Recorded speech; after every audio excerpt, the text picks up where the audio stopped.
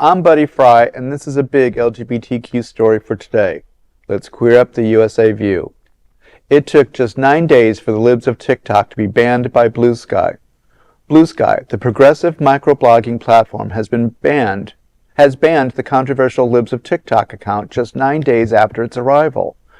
The account, run by Haya Rychik, has been linked to harassment of LGBTQ individuals, educators, and medical professionals. Bluesky users widely celebrate the move, with Democratic Representative Robert Garcia posting, quote, "Real moderation. Libs of TikTok is a racist, homophobic, and actually causes harm to others." End quote. A right-leaning fake news website, the Babylon Bee, also faced a violation label for a post misgendering Admiral Rachel Levine.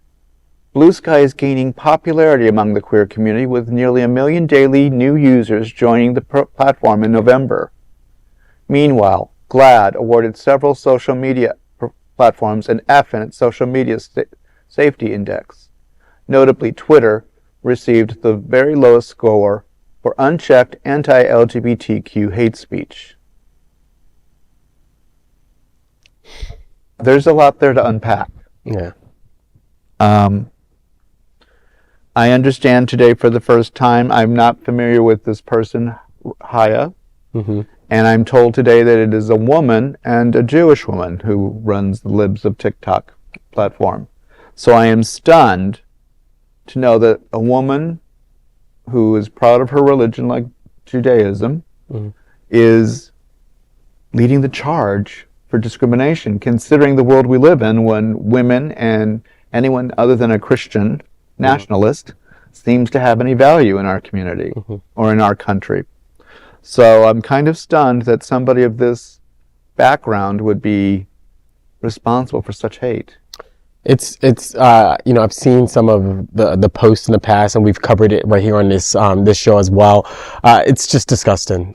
Some of her ex, or quote unquote Twitter posts that she's posted, and just some of the things that she's said and claimed and alleged, just very vile towards our community. I'm glad that Bluesky has taken a stance. I mean, I'm a free speech guy, but we stop at hate, right? We stop at where people are blatantly offending, attacking communities, sending out misinformation that puts us at harm.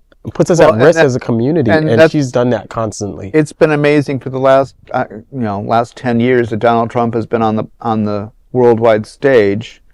It's become more and more difficult, and it amazes me because I constantly am talking to family and friends who are Trump supporters. I said, you can't scream fire in a crowded theater. Why the bleep are you screaming this other language? Right. It's not your right. Your right is not to be as hateful as you want to be. That's right. If you are that misinformed, then the public education, and if you went to private school, your private education failed you.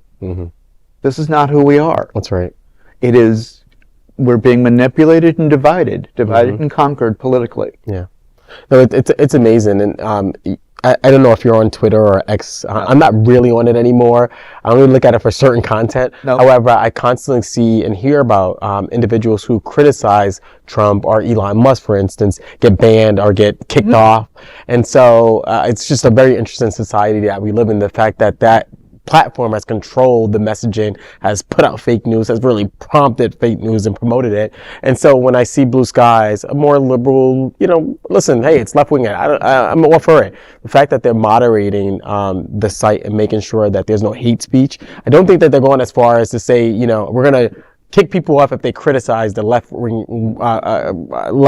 party, the Democratic Party. But I think that they're moderating it in the sense that Rychik, she's just really hateful, and she's caused harm to others. And I appreciate them doing that versus just trying to moderate, the platform just to spew out their rhetoric or their agenda. So that's not what Bluesky is doing. So that's why I can appreciate this action. I just hope that there are more platforms in development, because right now what we're ending up with Twitter X and Bluesky. So you're going to have the left and you're going to have the right. Yeah. And that's sad, because and it's sad on multiple levels, because it shows the weakness of our current mindset with legalities that says you can't, if you're against me, you're not, you can't be against me. It's all or nothing. It's all or nothing. You over here or you over here? And we need nowhere in the middle. We need my favorite sentence. We need to be in the middle so that we can respect and understand. And that's the only way we're going to educate people to say, look,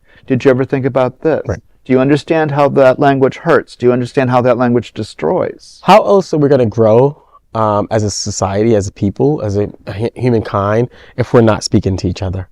Well, if we're speaking over each other, it's just not going to work, right? Because we're going to constantly be speaking over each other, right? But we're not speaking to each other. Right. That's part of the problem. With the generations having a phone in their face 24/7, walking down the street, driving, eating, chewing gum. Yeah. With this constant need to be faster with your work because you're on a computer.